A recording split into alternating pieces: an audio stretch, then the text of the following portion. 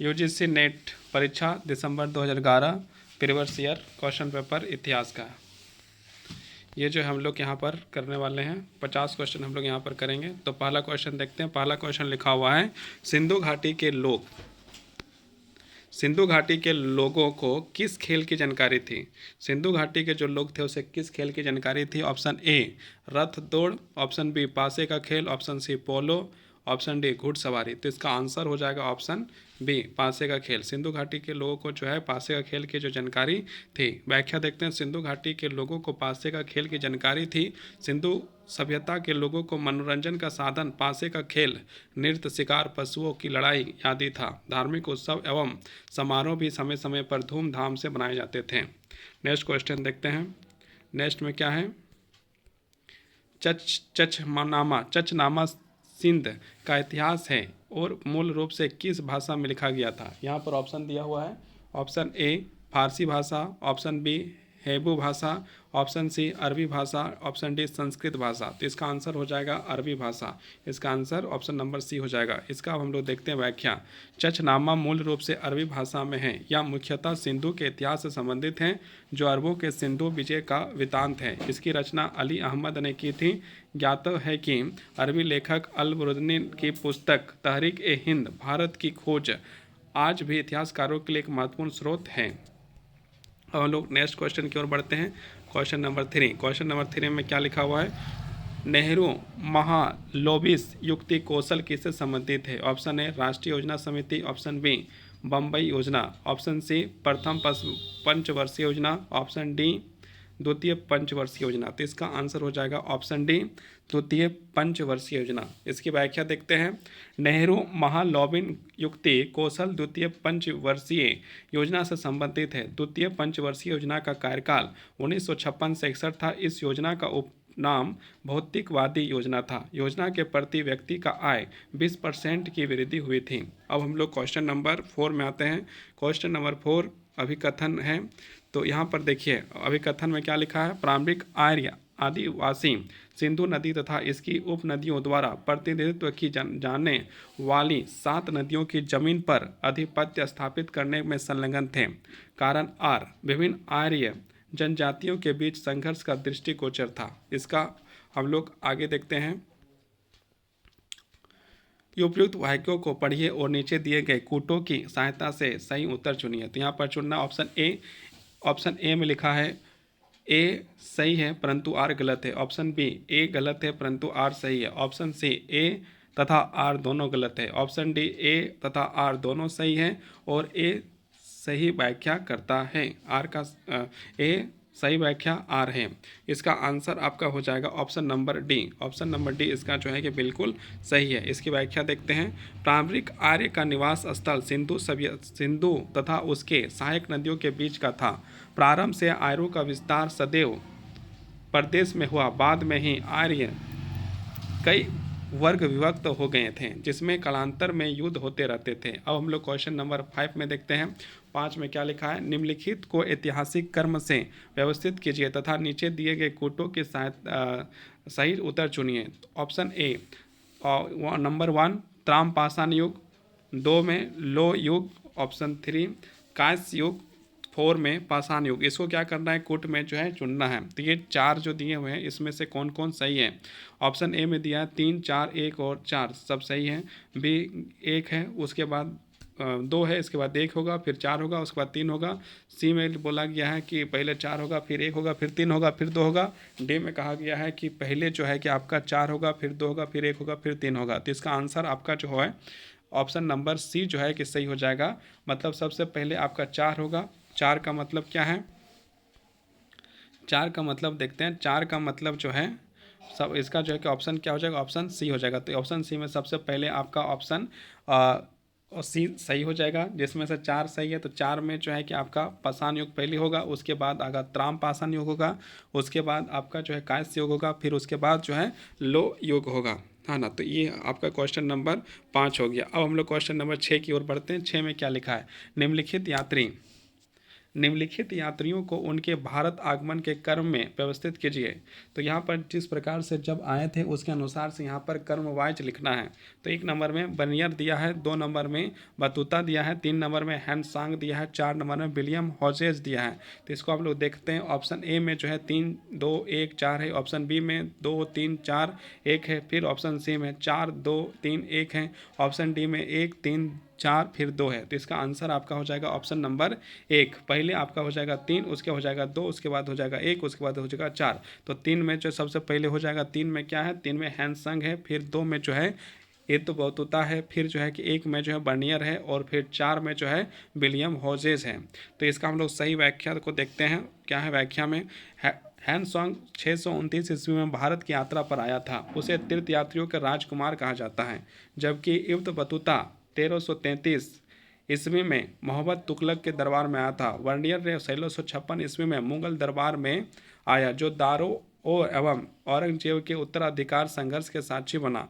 और William Hodges 17वीं शताब्दी के उत्तरार्ध में बंगाल में आया था। अब हम लोग यहाँ पर सूची का मिलान करना है। सूची ए और बी जो है कि हम लोग यहाँ मिलाना है। ए में आपका जो इब्न बतूता है, फिर जो है कि बी में सर थॉमस है, पीटर मूडी है, बर्नियर है। इसको मिलान करना, मोहम्मद बिन तुगलक, शाहजहां, जहांगीर, औरंगजेब। तो ये जो है कि जो शासक थे और जो आए थे उसके अनुसार से देखना है। तो इसका हम लोग यहाँ पर देखते हैं क्या हो जाएगा। इसका ऑप्शन के अनुसार जो है, इसका ऑप्शन के अनुसार जो है ऑप्शन ए जो है आपका सही हो जाएगा। यहाँ पर इसका जो मिलान देखते हैं, इब्न बतूता जो है मोहम्मद बिन तुगलक के समय में आया था, सर थॉमस रे जहांगीर के समय में, इस पीटर मूडी जो है शाहजहां के समय में, बरियर जो है औरंगजेब के समय में। ये आपका जो है कि सही मिलान हो गया। अब हम लोग क्वेश्चन नंबर 8 देखते हैं। क्वेश्चन 8 में भी हम लोग को जो है कि मिलान करना है। जहरुद्दीन, जलालुद्दीन, नूरुद्दीन और आलमगीर, इसको जो सूची 2 में मिलाना, अकबर, बाबर, औरंगजेब, जहांगीर से। इसका देखिए तो इसका जो है कि ऑप्शन बी जो है आपका सही हो जाएगा। ऑप्शन बी जो है सही हो जाएगा। इसका सही व्याख्या को देखते हुए थोड़ा सा हम लोग यहाँ पर देखते हैं सही व्याख्या क्या है। सही सुमेलन होगा आपका जहरुद्दीन जो है बाबर, जलाउद्दीन जो है अकबर। मतलब कि आपको यहाँ पर नाम किसका जो है उपनाम है वो चीज़ को यहाँ पर देखना है। तो बाबर का नाम जहरुद्दीन था, जलाउद्दीन जो है कि आपका अकबर का नाम था, नूरुद्दीन जो है आपका जहांगीर का नाम था, आलमगीर जो है आपका औरंगजेब का नाम था। इस चीज़ को यहाँ पर देखना था। अब हम लोग क्वेश्चन नंबर 9 में देखते हैं। प्राचीन भारत से जैन धर्म, जैन धर्म का वास्तविक संस्थापक किस जनजाति से थे। यहाँ पर पूछा गया जैन धर्म के वास्तविक संस्थापक किस जनजाति से थे। एक जो है ज्ञानतीर्थ जनजाति, बी नंबर मलय जनजाति, सी नंबर लिच्छित जनजाति, डी नंबर साइक जनजाति। तो इसका आंसर आपका हो जाएगा ऑप्शन नंबर ए। अब इसकी व्याख्या देखते हैं। जैन धर्म के वास्तविक संस्थापक ज्ञानतीर्थ जनजाति से थे। महावीर स्वामी का जन्म 540 ईसा पूर्व में कुंड ग्राम वैशाली में हुआ था। विवर्तित है कि इनकी माता त्रिशला लक्ष्मी राजा चेटक की बहन थी। महावीर स्वामी जैन धर्म के 24वें एवं अंतिम तीर्थंकर थे। अब हम लोग जो है नेक्स्ट क्वेश्चन की ओर बढ़ते हैं। नेक्स्ट क्वेश्चन है आपका क्वेश्चन नंबर 10। क्वेश्चन नंबर 10 को देखते हैं। निम्नलिखित अशोककालीन शिलालेखों में ब्राह्मी लिपि का प्रयोग नहीं किया गया था। यहाँ पर ऑप्शन है, option A Sarnath, option B साहब जगड़ी, ऑप्शन सी धौली और ऑप्शन डी इनमें से कोई नहीं। तो इसका आंसर आपका ऑप्शन बी जो है कि साहब जगड़ी सही हो जाएगा। व्याख्या देखते हैं। अशोक के शिलालेखों में ब्राह्मी, खोरठा, ग्रीक एवं अरमाइक लिपि का प्रयोग हुआ था। ग्रीक और अरमाइक लिपि का अभिलेख अफगानिस्तान से है। खरोष्टी लिपि का अभिलेख साहब जगड़ी एवं मानसेहरा से है। जबकि ब्राह्मी लिपि का प्रयोग भारत के स्थापित अभिलेखों में हुआ है। अब हम लोग नेक्स्ट क्वेश्चन की ओर बढ़ते हैं। क्वेश्चन नंबर 11 को यहाँ पर देखते हैं। तो क्वेश्चन नंबर 11 आ जाए, फटाक क्या जाए। यहाँ पर अभिकथन के बारे में बात किया है। नीचे दिए गए कथनों को जो है अभिकथनों देखा है। ऑप्शन अभिकथन ए, भारत रोम व्यापार संबंध के 3री और 4वीं शताब्दी ईसा पश्चात में कमी आई। कारण आर, ब्रह्म तत्व के बढ़ते हुए प्रभुत्व के समुद्र यात्रा को प्रतिबिंब बना दिया। अब इसके जो है कि जो ऑप्शन दिए हुए हैं उसको हम लोग यहाँ पर देखते हैं। तो ऑप्शन में क्या है, ऑप्शन ए में दिया गया है ए सही है परंतु आर गलत है। ऑप्शन बी में दिया गया है ए गलत है परंतु आर सही है। ऑप्शन सी में दिया गया है ए तथा आर दोनों सही है और ए की सही व्याख्या आर है। ऑप्शन डी में दिया है ए तथा आर दोनों गलत है। इसका आंसर आपका जो है ऑप्शन नंबर सी जो है सही हो जाएगा। ए तथा आर दोनों सही है और ए की सही व्याख्या आर है। अब इसका जो है कि हम लोग देखते हैं यहाँ पर व्याख्या। 4वीं शताब्दी ईसा पूर्व में भारत रोम के मध्य व्यापार में कमी आई, चूँकि इस समय तक भारत कई राज्यों पर विदेशियों की कब्जा हो चुका था और ब्राह्मणवादी व्यवस्था जटिल हो गई थी, जिसमें समुद्री यात्रा करना पाप समझा जाता था। अब हम लोग क्वेश्चन नंबर 12 में जाते हैं। 12 में क्या दिया गया? अभिकथन दिया गया। तो अभिकथन देखते हैं इसका। ए में लिखा है, भारत की उत्तरी परिसीमा का हिमालय स्थित है तथा इसकी दक्षिणी, पूर्वी एवं पश्चिमी परिसीमा मुक्त सागर से घिरी है। आर में कहा है, इस प्रकार भारत दुनिया के अन्य भागों से कट गया है। अब उपयुक्त को पढ़िए तथा अग्र दिए गए कूटों से सही उत्तर चुनिए। ऑप्शन ए में दिया गया है ए सही है, आर गलत है। ऑप्शन बी में दिया है ए गलत है परंतु आर सही है। ऑप्शन सी में दिया गया है ए तथा आर दोनों गलत है। डी में कहा गया है ए तथा आर दोनों सही है। इसका आंसर आपका जो है ऑप्शन नंबर ए जो है सही हो जाएगा। इसका आंसर जो है ऑप्शन नंबर ए सही है। ए सही है तथा आर गलत है। इसकी व्याख्या देखते हैं। भारत की प्राकृतिक सीमा उत्तर में हिमालय से और बाकी तीनों ओर समुद्र से घिरा हुआ है, जिससे भारत आदि काल से दुनिया के शेष भागों से संपर्क में है। प्राचीन काल से ही भारत का व्यापार यूरोप, मध्य एशिया एवं अफ्रीका महाद्वीपों से होता रहा है। अब हम लोग क्वेश्चन नंबर 13 को देखते हैं। निम्नलिखित को ऐतिहासिक क्रम से व्यवस्थित कीजिए तथा नीचे दिए गए कूटों को सही उत्तर चुनिए। पहला यहाँ पर देखिए, यहाँ पर लिखा है ग्रीक, फिर रोमन है, फिर शक है और फिर प्रतिहार है। इसको जो है कि क्रम वाइज जो है दिखाना है। तो ऑप्शन ए में आपका 4, 3, 1 उसके बाद 2 लिखा है। ऑप्शन बी में 4, 1, 3 और 4 लिखा है। ऑप्शन सी में आपका 3, 4, 1 और 2 लिखा है। ऑप्शन डी में जो है आपका 4, 1, 3 और 2 लिखा है। तो इसमें से आपका कौन सा कर्म सही है? तो इसका जो कर्म आपका जो है बी नंबर का सही है। मतलब कि आपका सबसे पहले 2 हो जाएगा रोमन, उसके बाद हो जाएगा 1 ग्रीक, उसके बाद 3 हो जाएगा आपका शक, उसके बाद 4 हो जाएगा प्रतिहार। अब इसकी व्याख्या देखते हैं। रोम से भारत का संपर्क बेहद प्राचीन काल से ही रहा है। संभवतः दक्षिण भारत में महापाषाण काल से ही, मौर्योत्तर काल में ही प्रथम ग्रीक यूनानी भारत आए। इसके बाद शकों का भारत में आगमन हुआ, जो पश्चिमी भारत में बसे हैं। अब हम लोग क्वेश्चन नंबर नेक्स्ट की ओर बढ़ते हैं। क्वेश्चन नंबर 14,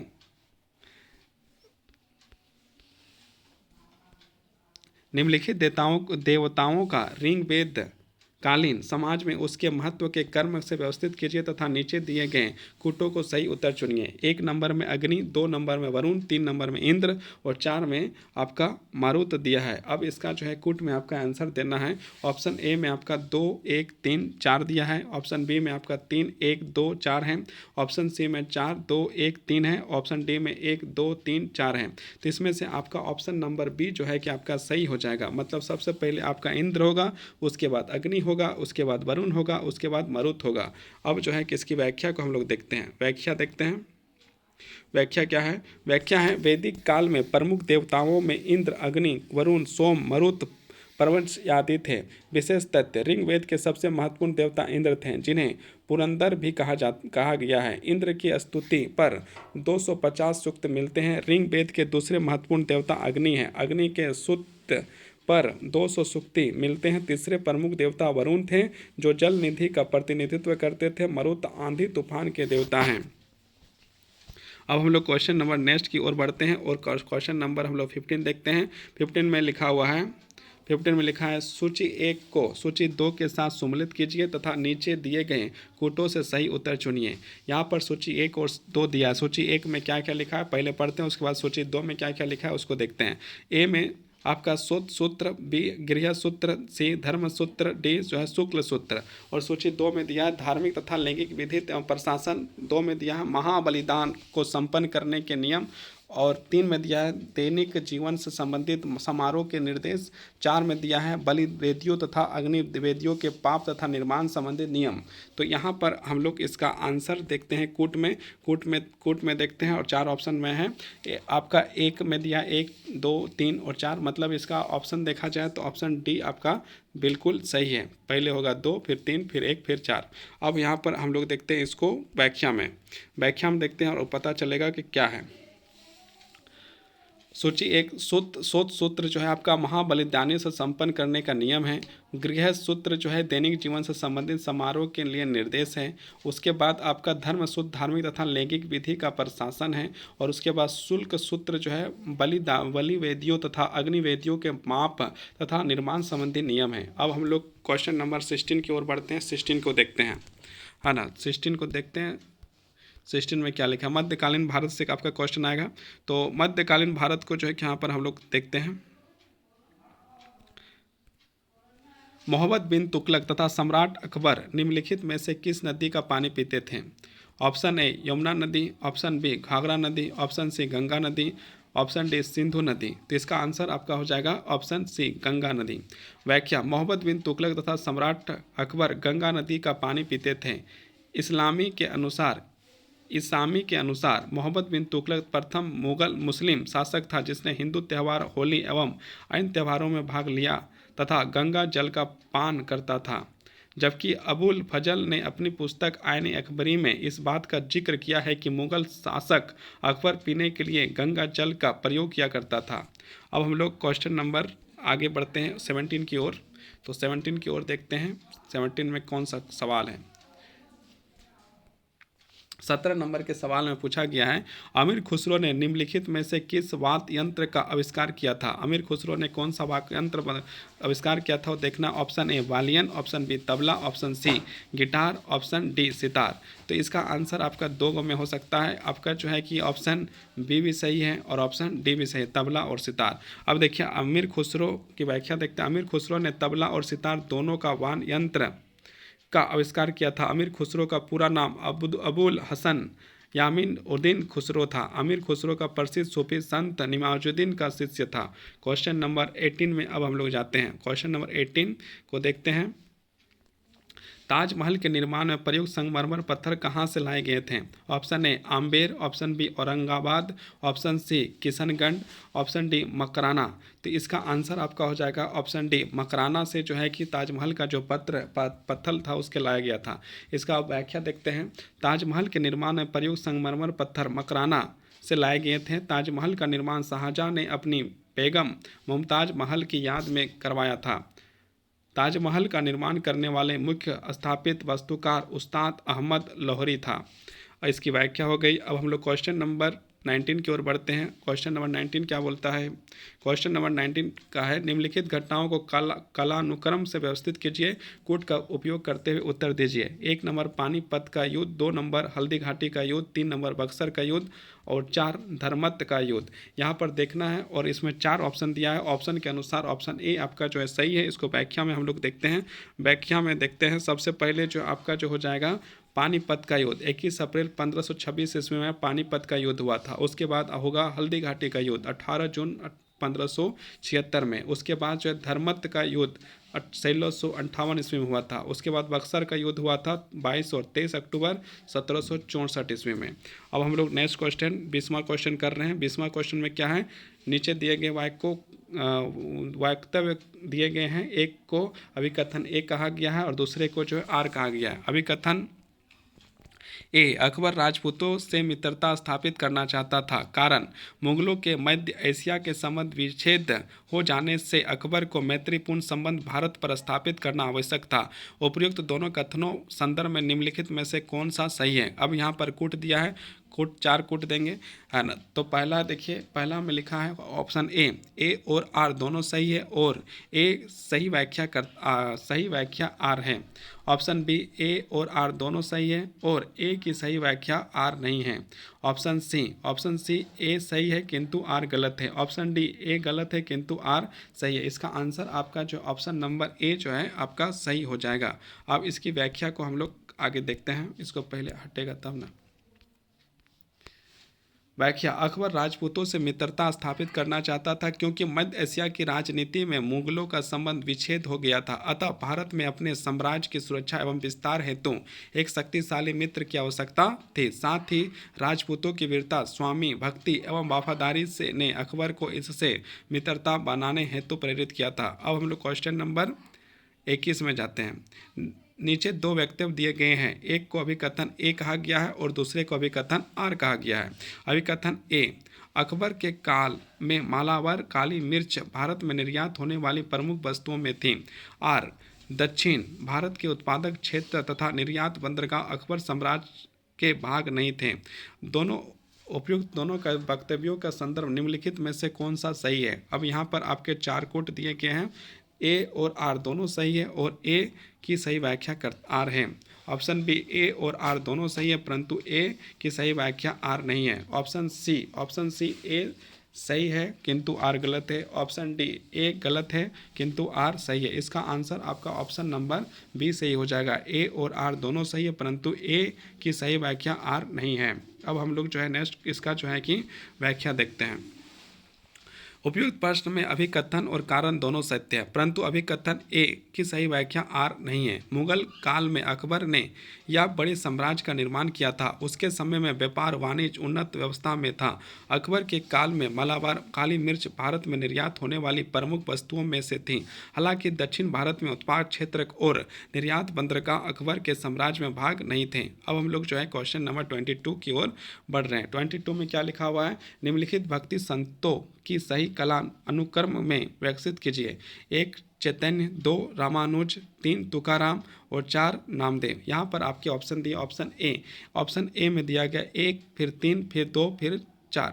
ऑप्शन बी में पहले 4 फिर 2 फिर 3 फिर 1। ऑप्शन सी में पहले 2 फिर 4 फिर 1 फिर 3। ऑप्शन डी में पहले 3 फिर 2 फिर 1 फिर 4। तो इसका आंसर आपका हो जाएगा ऑप्शन नंबर सी, मतलब सबसे पहले 2 रामानुज, उसके बाद होगा 4 मतलब नामदेव, फिर होगा आपका 1 चैतन्य, उसके बाद होगा 3 तुकाराम। ये आपका जो है कि सही कर्म था। अब हम लोग जो है कि क्वेश्चन नंबर इसको जो है कि पहले व्याख्या करते हैं, उसके बाद क्वेश्चन नंबर 23 की ओर बढ़ेंगे। तो इसका जो है रामानुज का समय काल 1017 से 1137 ईस्वी, 11वीं से 12वीं शताब्दी 1016 से 1037 ईस्वी का है। नामदेव महाराष्ट्र के संत थे जिसका समय 1270 13वीं शताब्दी के हैं। चैतन्य का जन्म 1446 ईस्वी बंगाल के नदिया जिले में हुआ था, जबकि तुकाराम 1598 से 1650 ईस्वी शिवाजी के समाकलिन थे। अब हम लोग जो है कि 23 नंबर जाते हैं। भारतीय मुद्रा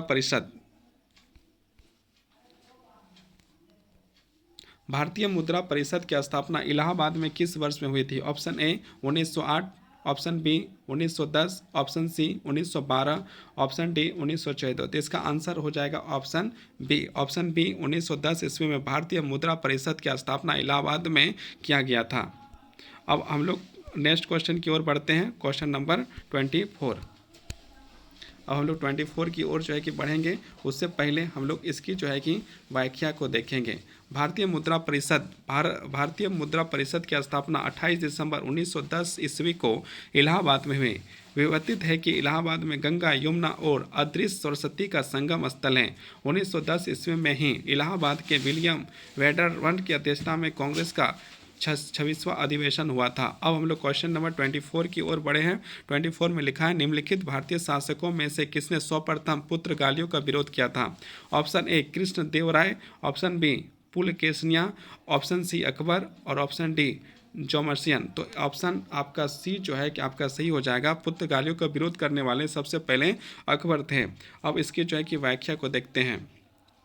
भारतीय शासकों में सर्वप्रथम पुर्तगालियों का विरोध मुगल बादशाह अकबर ने किया था। अकबर के शासन काल में पुर्तगाली, डच, अंग्रेज भारत में आ चुके थे, परंतु 16वीं सदी में भारतीय समुद्र तट पुर्तगाली ही प्रभावपूर्ण थे। पुर्तगालियों ने अकबर के दरबार में समय समय पर ईसाई पादरी भेजे और ईसाई धर्म एवं चर्च स्थापित करने की महानता पर जोर दिया, परंतु अकबर द्वारा अच्छे संबंधों के अतिरिक्त उन्हें अन्य कोई लाभ न प्राप्त हुआ। विवर्तित हो कि पुर्तगाली यात्री वास्को डिगामा 1498 ईस्वी में कालीकट पहुंचा था, जहां पर तत्कालीन शासन जोमरीन उपाधि का वंशज ने उसका स्वागत किया एवं व्यापार करने की अनुमति प्रदान किया था।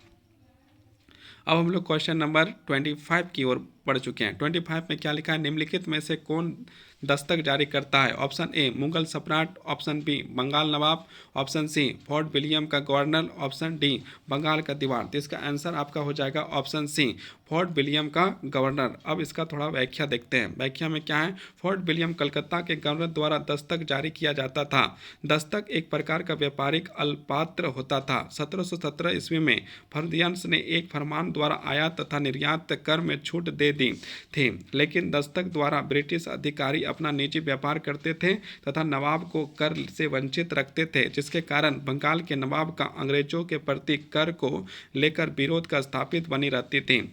अब हम लोग क्वेश्चन नंबर 26 में पहुंच गए। 26 में क्या लिखता है, मुजफ्फर जंग हैदराबाद के निजाम ने क्षेत्रीय रियासतें किसे प्रदान की थी? ऑप्शन ए पुर्तगालियों को, ऑप्शन बी डच को, ऑप्शन सी फ्रांसीसियों को, ऑप्शन डी अंग्रेजों को। तो इसका आंसर आपका ऑप्शन सी जो है सही हो जाएगा। मुजफ्फर जंग हैदराबाद के निजाम ने क्षेत्रीय रियासतें फ्रांसीसियों को प्रदान की थी। चूँकि फ्रांसीसियों ने मुजफ्फर जंग को हैदराबाद का निजाम बनाने का वादा किया था, विदित है कि मुजफ्फर जंग नासिर जंग का भतीजा एवं हैदराबाद निजाम आसफा का पुत्र था। अब हम लोग क्वेश्चन नंबर जो है 27 की ओर बढ़ते हैं। 27 में क्या है, 27 में आप देखिए नीचे दिए गए वक्तव्य दिए गए हैं। एक तो अभिकथन ए है तथा दूसरे कारण आर कहा गया है।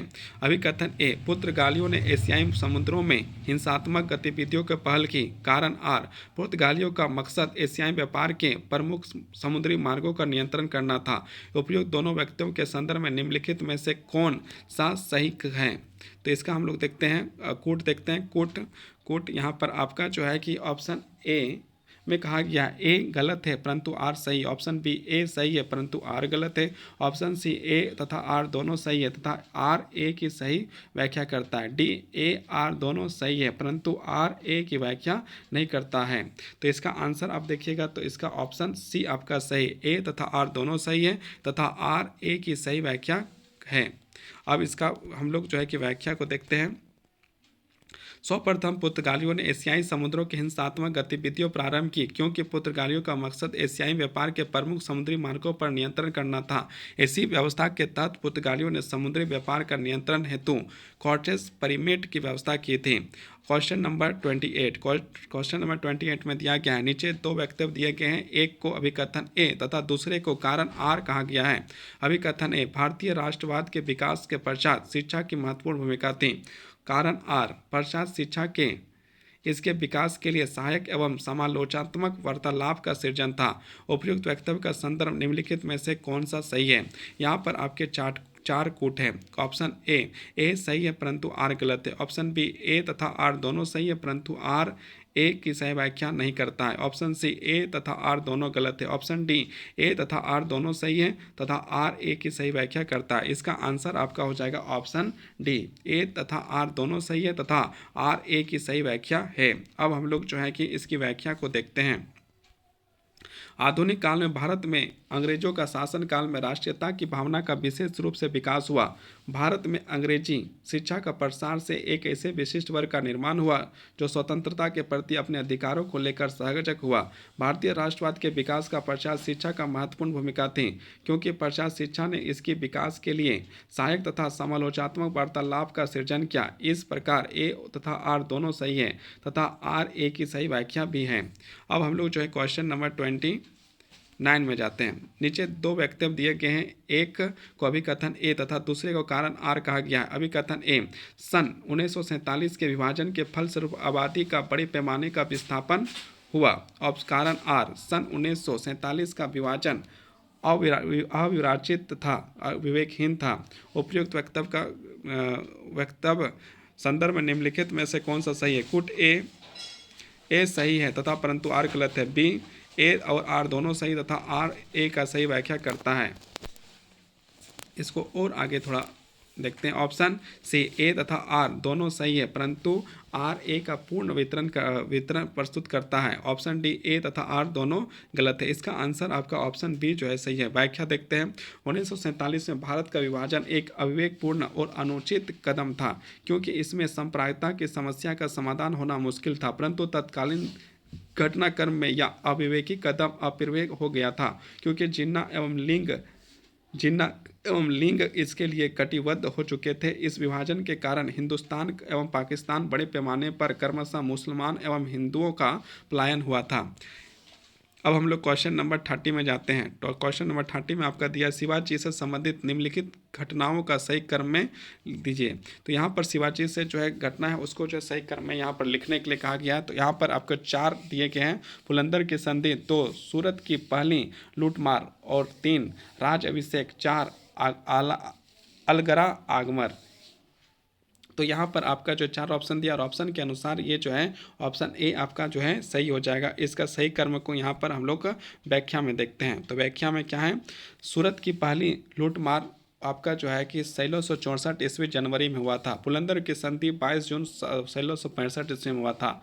आगरा का आगमन जो है आपका मई 1666 में हुआ था। राज अभिषेक आपका जो है जून 1674 ईस्वी में हुआ था। ये आपके जो है कि टोटल 30 क्वेश्चन आपके कंप्लीट। और अब हम लोग जो है नेक्स्ट पार्ट में इसका अगला वीडियो करेंगे। बहुत बहुत धन्यवाद, बहुत बहुत आभार।